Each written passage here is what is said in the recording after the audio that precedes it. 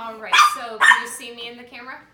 Okay, perfect. So what I want to just go through is, we've already worked on this once before, but this is an abridged version of what this exercise looks like. So she's already gotten used to me, but we re-simulated this by having me go outside.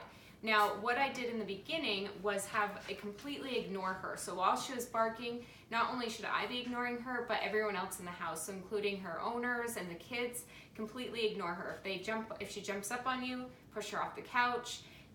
Don't let her inflate her status by being on the furniture. Can you just kind of push her down a little bit? Perfect, good. But then if she brings over a toy, just kind of ignore her.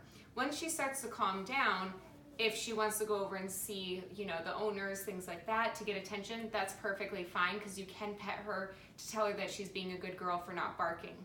But then, after a little bit time passes, once she stops barking, give it about a minute or two.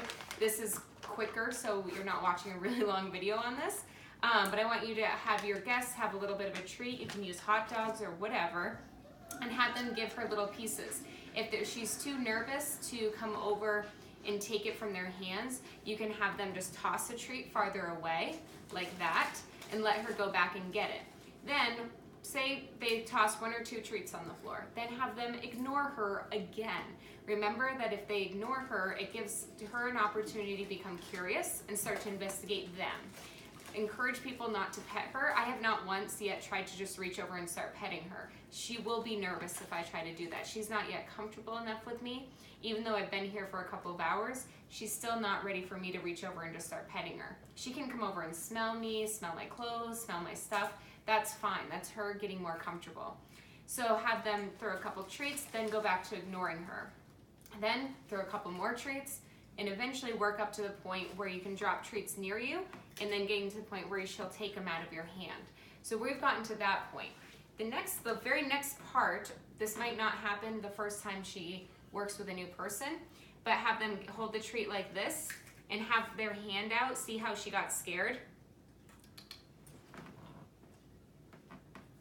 She's nervous that my hand is going to go over and try to pick her up or start petting her. So you want to work on her being able to come over and taking treats.